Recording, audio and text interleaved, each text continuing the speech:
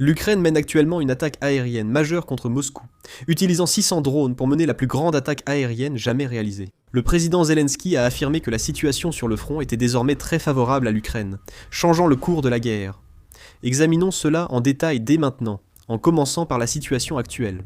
L'Ukraine poursuit ses attaques aériennes contre Moscou. Après la journée de la victoire du 9 mai, elle a lancé des frappes à grande échelle sur la capitale russe. Le 17 mai, l'Ukraine a lancé sa plus vaste attaque de drones. Pour la première fois, la Russie subissait autant d'attaques de drones. Le ministère de la Défense a aussitôt déclaré avoir abattu 556 drones ukrainiens dans tout le pays. Même la défense aérienne de Moscou, réputée solide, a été percée, causant des dégâts dans toute la ville. À Moscou, 81 drones ont été interceptés, mais leur très grand nombre a causé d'importants dégâts, endommageant de nombreux immeubles et infrastructures. De nombreux blessés ont été signalés sur des chantiers proches des raffineries de pétrole et de gaz. L'armée ukrainienne affirme avoir frappé une raffinerie près de Moscou et 2 sites pétroliers. Bien sûr, la Russie a également mené des frappes aériennes dans diverses régions d'Ukraine. En particulier, le 19 mai, l'armée russe a lancé une attaque aérienne massive sur la région d'Odessa, en Ukraine. Des infrastructures ont aussi été endommagées. À Izmaïl, principal port ukrainien sur le Danube dans la région d'Odessa, ce point stratégique a été la cible des attaques. Mais ces derniers temps, il semble que l'Ukraine ait changé de stratégie et continue de frapper Moscou.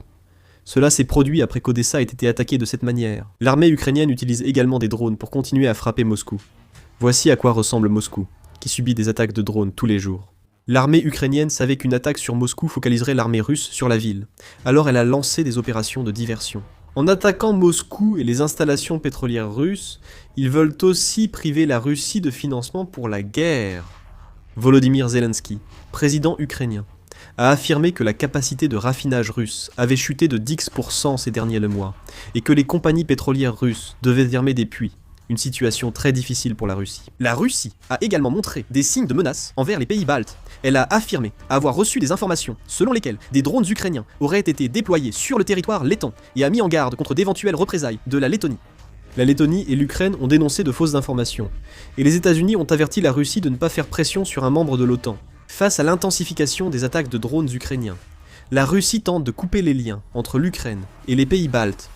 La guerre dure depuis plus de 4 ans. Depuis 2022.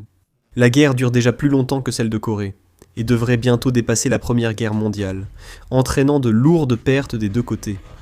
Selon un article du Financial Times, le président chinois Xi Jinping aurait déclaré lors de sa rencontre avec le président américain Donald Trump la semaine dernière que Vladimir Poutine pourrait finir par regretter son invasion de l'Ukraine. La guerre s'éternisant et les pertes étant lourdes, le président Poutine pourrait regretter sa décision, selon ce qu'a suggéré Xi Jinping à Trump. Cela se comprend. L'armée ukrainienne se renforce selon les évaluations. Après plus de 4 ans de guerre, les pertes économiques russes s'aggravent. On rapporte déjà que le nombre de victimes dans l'armée russe a dépassé le 1 million. On estime que chaque mois, il y a une perte de 35 000 soldats. De plus, avec l'amélioration continue des performances des drones ukrainiens, des frappes de missiles et de drones touchent désormais des cibles situées à 1600 km de l'Ukraine. Au début et au milieu de la guerre, seules les forces ukrainiennes subissaient des pertes.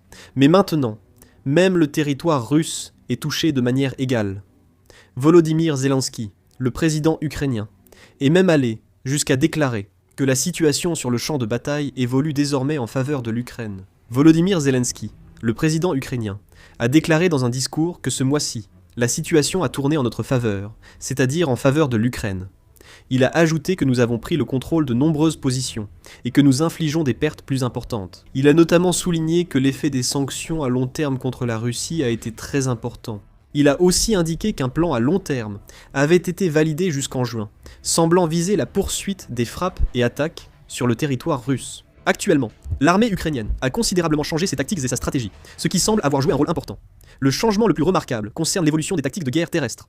Autrefois, l'infanterie reconnaissait les positions ennemies avant que les unités arrières n'avancent pour l'opération. Mais désormais, l'armée ukrainienne envoie d'abord des drones pour repérer la position de l'ennemi, les tranchées, l'intérieur des bâtiments et les zones potentiellement dangereuses, puis elle déplace ses troupes en conséquence. Lors des attaques sur des positions ennemies bien défendues, ils envoient d'abord des unités robotiques pour éliminer l'ennemi, puis les soldats interviennent seulement pour sécuriser la zone. Ils ont modifié leur doctrine en privilégiant d'abord les systèmes sans pilote, puis les troupes, réduisant ainsi fortement les pertes humaines ukrainiennes. Grâce aux drones kamikazes, ils ont atteint un effet proche de la supériorité aérienne, sans avions de chasse. Voilà pourquoi l'Ukraine mise tant sur les drones, l'IA et les robots actuellement.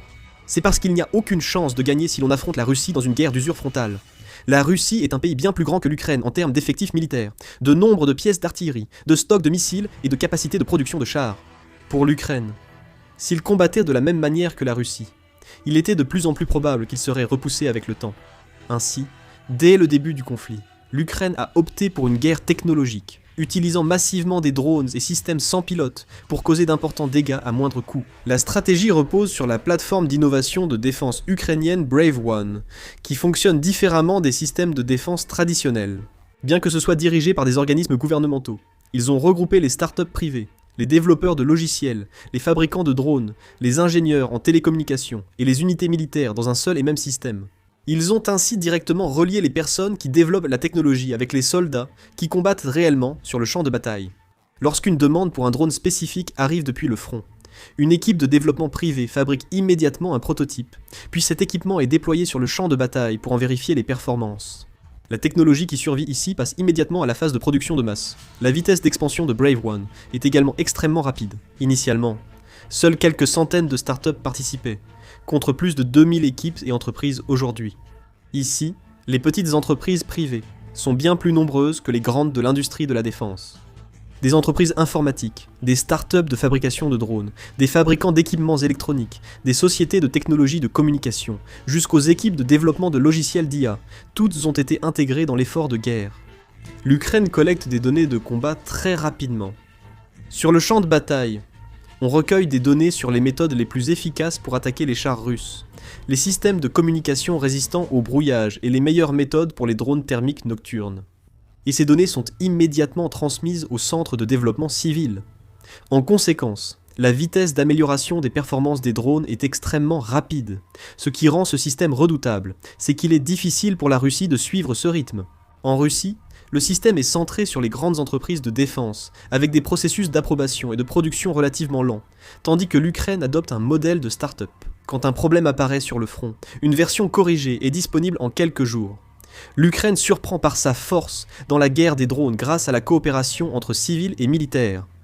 Un autre point important mérite d'être souligné. Les faiblesses du réseau de défense aérienne russe apparaissent clairement, alors que le S-400 était autrefois jugé parmi les meilleurs mondiaux. Il était connu comme un système de défense aérienne capable de détecter des avions et des missiles courant à des centaines de kilomètres, et même d'intercepter des missiles balistiques. La Russie a maintes fois affirmé que le S-400 était essentiel à sa défense aérienne.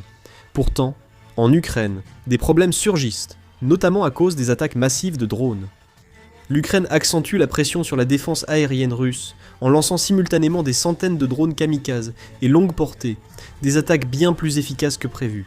Les systèmes de défense aérienne, comme le S-400, visaient d'abord à intercepter avions de chasse, missiles de croisière, balistiques et guidés.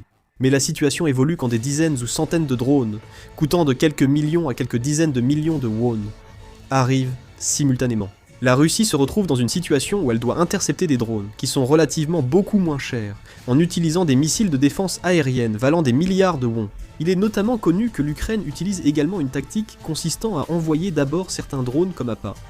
La méthode expose la position du réseau de défense aérienne russe, avec des drones bon marché, l'oblige d'abord à épuiser ses missiles de défense aérienne, puis envoie ensuite des drones longue portée pour les frappes réelles.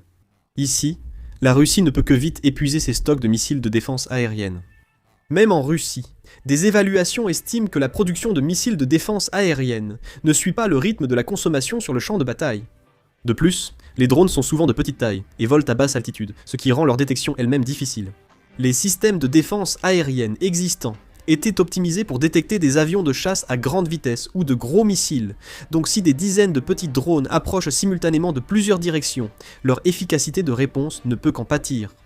L'une des raisons pour lesquelles Moscou subit des attaques répétées de drones en ce moment est précisément ce point. Même si la Russie dispose d'un puissant réseau de défense aérienne, elle n'arrive pas à intercepter parfaitement tous les drones. Cette situation pèse lourdement sur l'armée russe. L'Ukraine peut désormais exercer une pression continue sur le territoire russe à un coût relativement faible, tandis qu'à l'inverse, la Russie est obligée de consommer en permanence des moyens de défense aérienne et des missiles beaucoup plus coûteux. Plus la guerre se prolonge, plus il est probable que cette différence de coût s'accumule de manière significative, selon certaines analyses. Ah.